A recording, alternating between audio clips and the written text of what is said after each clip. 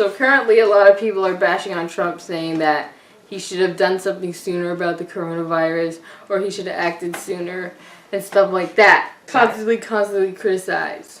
Right now there's a $500 million relief bill for the small businesses not getting the money they need to survive during this quarantine time, and Pelosi is refusing to sign. It's been 2 weeks. Nancy Pelosi's been blocking it. Schumer's been blocking it. And I think they think it's good politics. I don't think it's good politics. I think it's bad politics, but I don't care about the politics. It's so great for our country because Nancy Pelosi is blocking it. She sits in her house in San Francisco overlooking the ocean, and she doesn't want to come back. She doesn't want to come back. She doesn't want to come back to D.C.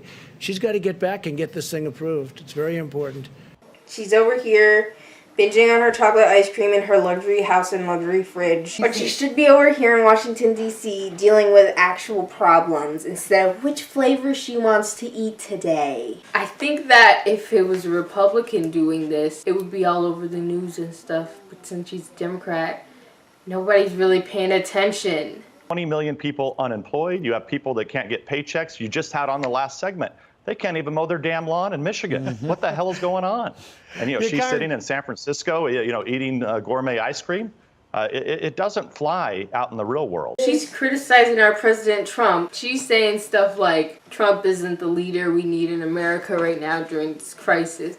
But she isn't doing anything herself. Trump asked Congress for $2.5 billion to combat the coronavirus. But instead, Nancy Pelosi, the Speaker of the House, wanted that money to ban flavored tobacco. That really shows where her priorities are lying during this crisis. Earlier in the year, at the end of January, Trump tried to ban all travels from China, but people at the time were saying that's not a good idea, and Nancy Pelosi even was trying to put together a no-ban act, which would restrict Trump from doing this. You could see that earlier in the year, Trump tried to do this thing, and then Nancy Pelosi or the Democrats or like the media was saying the opposite. But now that Trump is doing one thing, they're saying that he didn't act fast enough and that he should have done something quicker. All they do is say the opposite of what he's doing. And during the State of the Union address, Donald Trump addressed the coronavirus, and that is the speech that Nancy Pelosi read to shreds. Very disrespectful.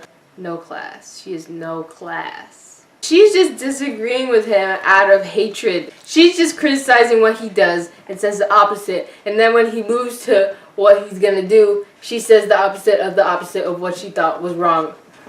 It just makes her look hypocritical and unreliable, really.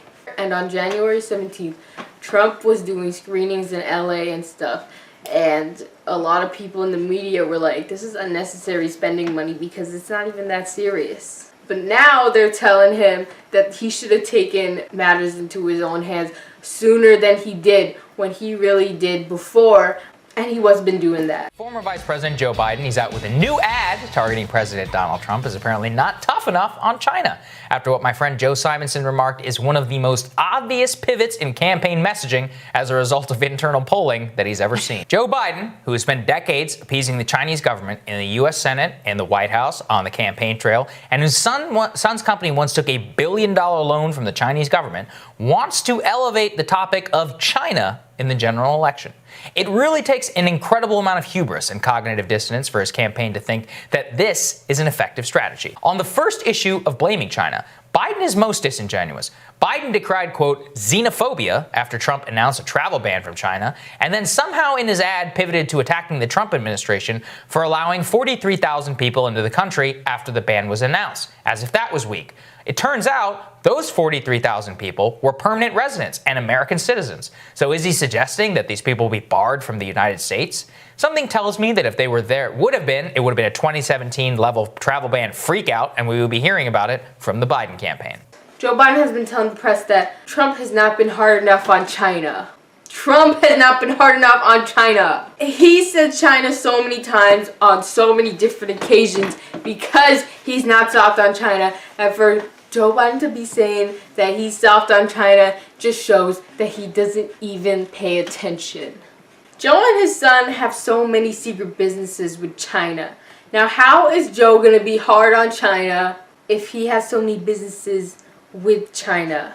A lot of the issues talked about today can be boiled down to one term: Trump derangement syndrome. Trump derangement syndrome is when a person will try to diminish or disagree with Donald Trump at all costs, even if it would mean that they're being irrational, delusional, or just illogical. If he does something good, they'll just morally grandstand on something he did and try to make it seem like whatever he did wasn't good enough, whatever he did was bad, or he should have done something different even though he's doing the best he can.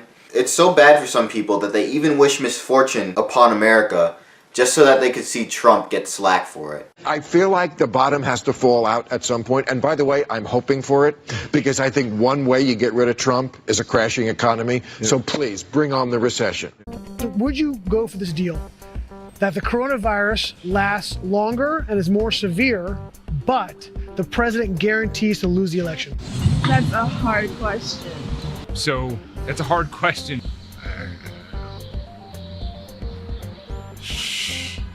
I don't know. That's a hard choice to make. Sorry, guys.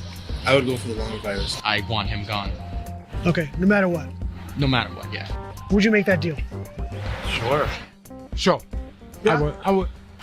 Yep. Yeah? Yep. Frankly, yes. Hell yeah. Yeah. You make that deal? Absolutely. You take that deal? I would. That's a little low. Yeah, let the coronavirus be more severe. I'd much rather he himself got it than... Is there a number where you say, okay, I wouldn't make that deal, like 1 million deaths? I would still make that deal. Still make the deal? Yep. Is there a number of coronavirus deaths where you would say, I would change my position? No. No, same with you? No. Absolutely not. What's the number? Actually, no. There's no number. No, I think he's that dangerous to this country. Even Dr. Phil, who went on Fox News, is getting some slack because he said that opening up the country will be better for everyone's mental health, because loneliness is actually really dangerous, almost as dangerous as the virus itself, and if not checked in the next couple months could be even worse than the virus may be. So Dr. Phil, sharing somewhat the same opinion as Donald Trump, is now getting slack for being, quote, pro-Trump or alt-right or unqualified. Dr. Phil, who is a professional when it comes to psychiatry, is now getting slack for it. If Trump chooses to side on point A of a problem, the Democrats will treat the entirety of point A as if it's a problem and Trump is insane, even if in the past they may have supported that same point. It is at the point of evilness and just pure hatred that they want to see Donald Trump fail, even if it costs more than just Donald Trump misfortune. Now, I don't want to say Donald Trump's a messiah or anything. It's actually far from it. Don't be saying that I'm trying to paint Donald Trump to be the Messiah or anything.